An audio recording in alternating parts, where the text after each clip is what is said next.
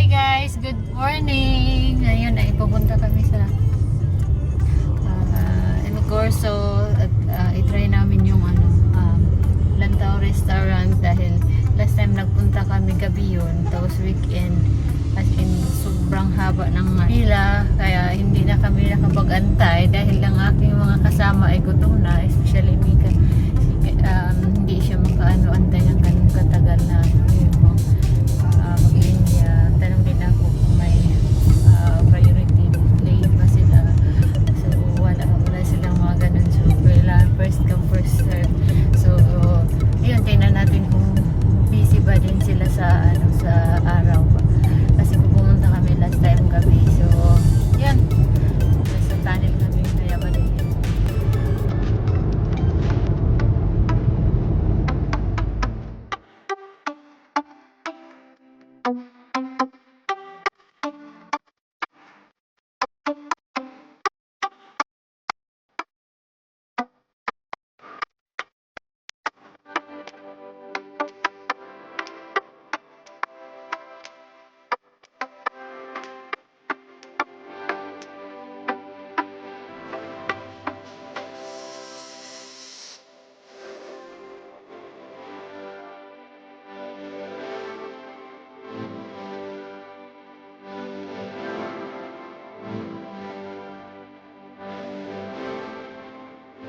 Kami sa guys, sa El Barco.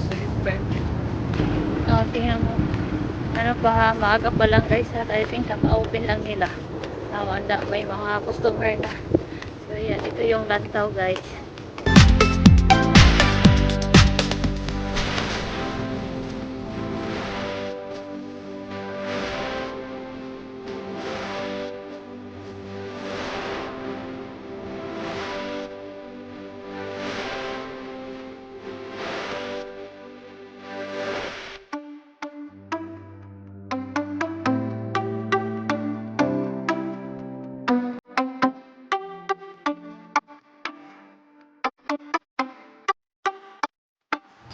Guys, nantay namin sa order namin.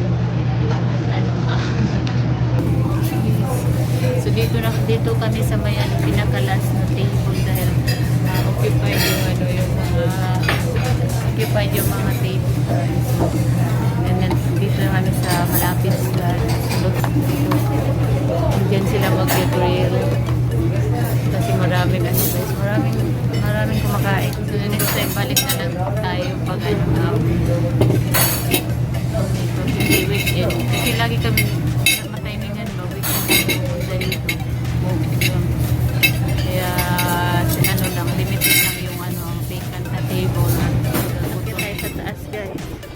Tingnan natin yung view sa araw. Kasi nung pumunta ako dati dito, gabi siya. Tingnan natin kung anong maganda pa yung view sa araw. Hindi pa pwede kumain dito kasi sobrang init. Dapat may umbrella sana, no? So yun, ito yung view. Kasi yan yung sisilip dyan.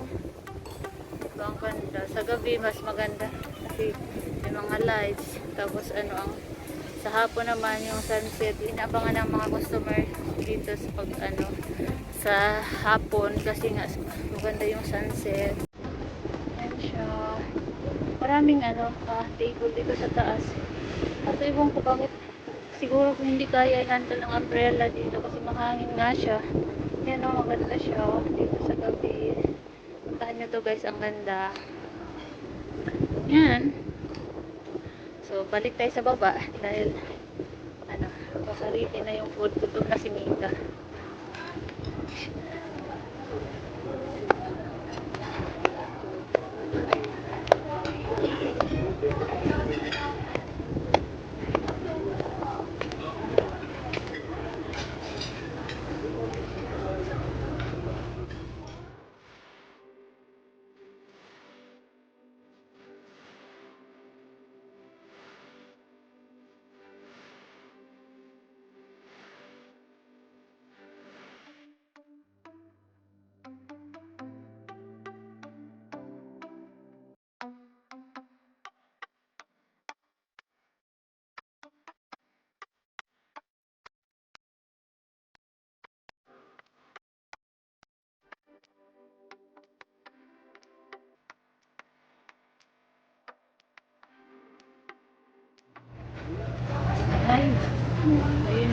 Tapos na kami kumain at ito na si Mika. Happy na si Mika. Happy na kay busog na siya. After dito, lakad-lakad kami doon sa may kainin namin siya ng ice cream. So guys, ayan, tapos na kami kumain at tayo ay maghahanap, maglakad-lakad muna tayo at tingnan natin kung may bukas na ba yung ice cream yun para pakainin namin ng ice cream si Mika. Grabe yung buko lumilipad.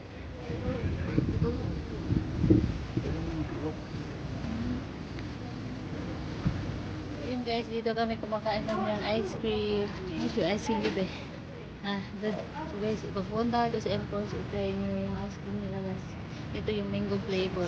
Sobrang sarap yung mango flavor. May mga iba't ibang flavor sila. So very affordable yung price. Falling star